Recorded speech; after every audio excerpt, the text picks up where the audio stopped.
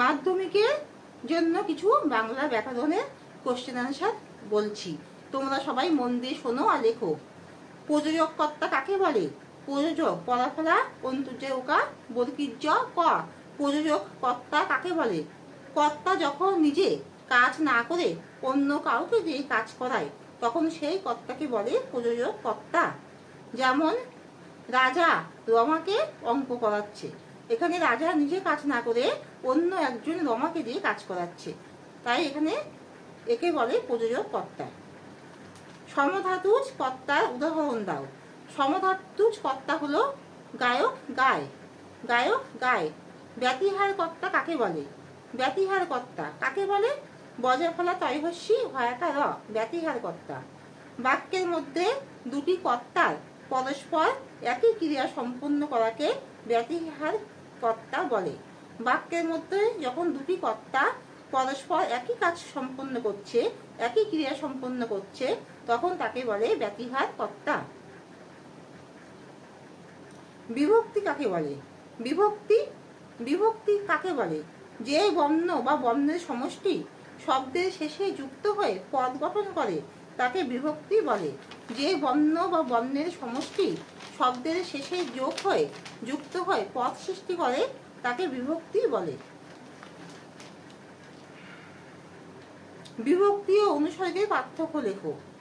বিভক্তি ও অনুসর্গের পার্থক্য লেখো।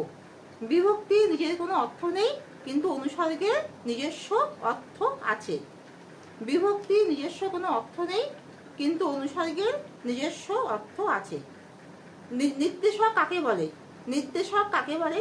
কোনো বস্তু বা ব্যক্তিকে বিশেষ অর্থে বোঝানোর জন্য এবং বস্তু বা ব্যক্তির সংখ্যা বোঝানোর জন্য কয়েকটি চিহ্ন ব্যবহার করা যায়, এই চিহ্নগুলিকে নির্দেশক বলে। কোনো বস্তু বা ব্যক্তিকে বিশেষ অর্থে বোঝানোর জন্য এবং ব্যক্তি বা বস্তুর সংখ্যা বোঝানোর জন্য যে কয়েকটি চিহ্নকে ব্যবহার করা হয়, এই চিহ্নগুলিকেই নির্দেশক বলে।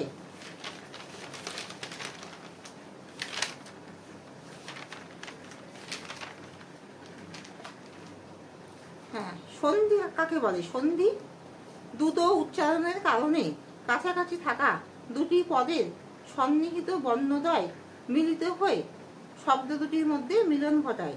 দ্রুত উচ্চারণের কারণে কাছাকাছি থাকা দুটি পদের সন্নিহিত বর্ণদ্বয় মিলিত হয়ে শব্দ দুটির মধ্যে মিলন ঘটায় ও নতুন অর্থপূর্ণ শব্দ তৈরি করে। একাধিক বর্ণের এই মিলনকে সন্ধি বলে।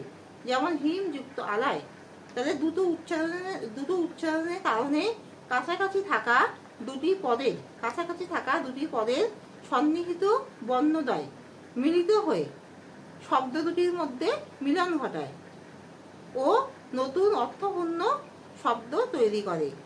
একাধিক বর্ণের এই মিলনকে সন্ধি বলে। যেমন হিম যুক্ত আলায়। সন্ধির প্রকারভেদ। সন্ধিকে তিন ভাগে ভাগ করা যায়: স্বরসন্ধি, ব্যঞ্জন সন্ধি, ব্যঞ্জন বজাফলা ইয়া বর্গীয় দন্তান্ন, ব্যঞ্জন সন্ধি আর বিসর্গ সন্ধি। স্বরসন্ধি কাকে বলে? একটি স্বরবর্ণের সঙ্গে আরেকটি স্বরবর্ণের মিলনকে বলা হয় স্বরসন্ধি। একটি স্বরবর্ণের সঙ্গে আরেকটি স্বরবর্ণের মিলনকে বলা হয় স্বরসন্ধি। যেমন রবি যোগ ইন্দ্র, রবীন্দ্র।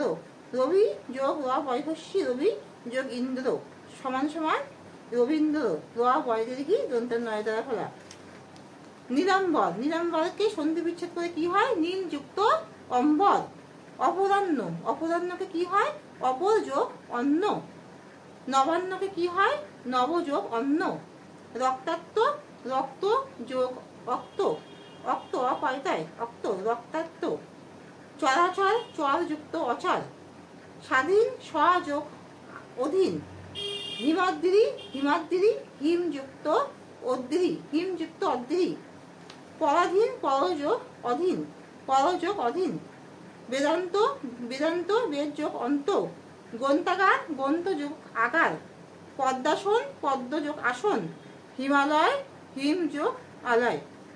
তবে এখানে শেষ করছি। তোমরা লাইক এন্ড সাবস্ক্রাইব দিও আর মিমি কোচিং ক্লাস নাম দিয়ে সার্চ করে সব ভিডিওগুলো দেখো। তাহলে তোমরা সবাই সাবস্ক্রাইব দিও। কিন্তু এখানে শেষ করছি।